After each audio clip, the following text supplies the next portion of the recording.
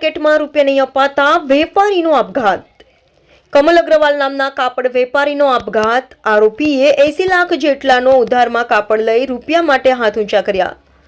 રૂપિયા ફસાઈ જતા આત્મહત્યા કરી। રૂપિયા માંગતા વેપારીને જાનથી મારી નાખવાની ધમકી આપતા હતા। રૂપિયા નહીં આપતા અને ધમકીના ત્રાસથી વેપારીએ આત્મહત્યા કરી લીધી હતી। સલાબતપુરા પોલીસે 4 આરોપી વિરુદ્ધ ગુનો નોંધી 2 આરોપીની કરી ધરપકડ। આબિદ હુસેન સૈયદ અને આશિષ ટંડનની ધરપકડ કરવામાં આવી। રિપોર્ટર વસીમ પટેલ, અડાજણ। ગઈ 23 તારીખના રોજ કમલ અગ્રવાલ નામના આધેડે એક આત્મહત્યા કરેલી। એ સંબંધે સલાબતપુરા પોલીસ સ્ટેશનમાં એડી દાખલ કરવામાં આવેલ।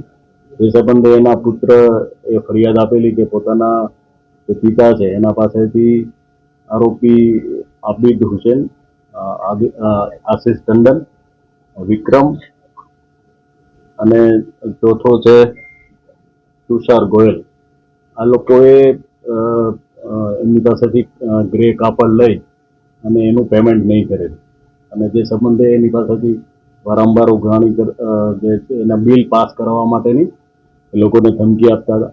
તે સંબંધે એને મરવા માટે મજબૂર કરી અને એની ઉપર પ્રેશરાઇઝ કરી અને જે એના પિતા છે એને આત્મહત્યા કરી લીધેલી છે।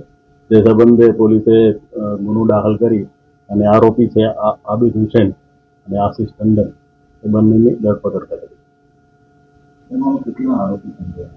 હા, જે મેં અગાઉ કહ્યું એમ એમાં 4 આરોપી હાલ FIRમાં નામ છે। અન્ય કોઈ જો તપાસ ચાલુ છે, અન્ય જો કોઈ આરોપીના નામ ખુલશે તેઓની પણ ધરપકડ કરવામાં આવશે। આ અંગે સુસાઇડ નોટ પણ મળેલી છે, જે તપાસના કામે પોલીસે સમાજ રાખે।